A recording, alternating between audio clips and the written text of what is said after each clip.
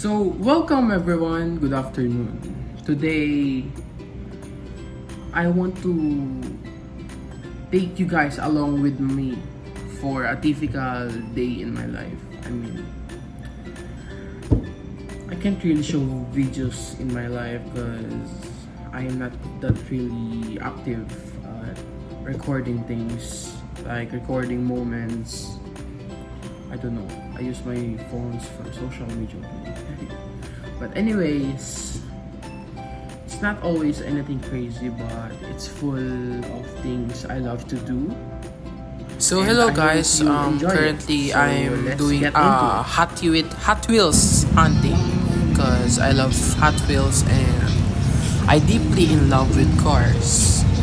So right now I am finding treasure hunt like the cool cars, what I mean.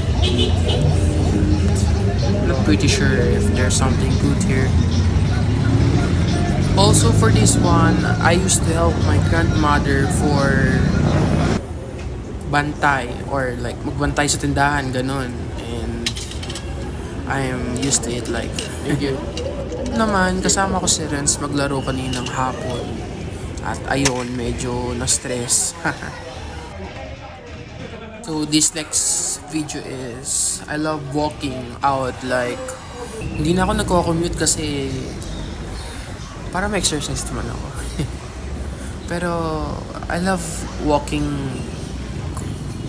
home kasi mas tipid siya although medyo malayo-layo pero it's fine and I'm used to it.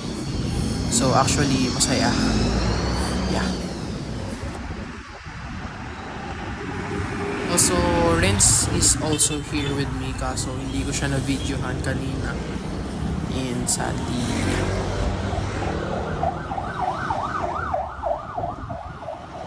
this one naman, I was doing my last performance task dito ngayon.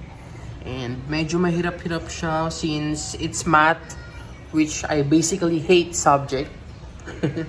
Pero it's fine. Doing well naman so far. Well, since this is the last performance task na isasubmit ko right now along with this video, and hopefully pumasa. Yun lang.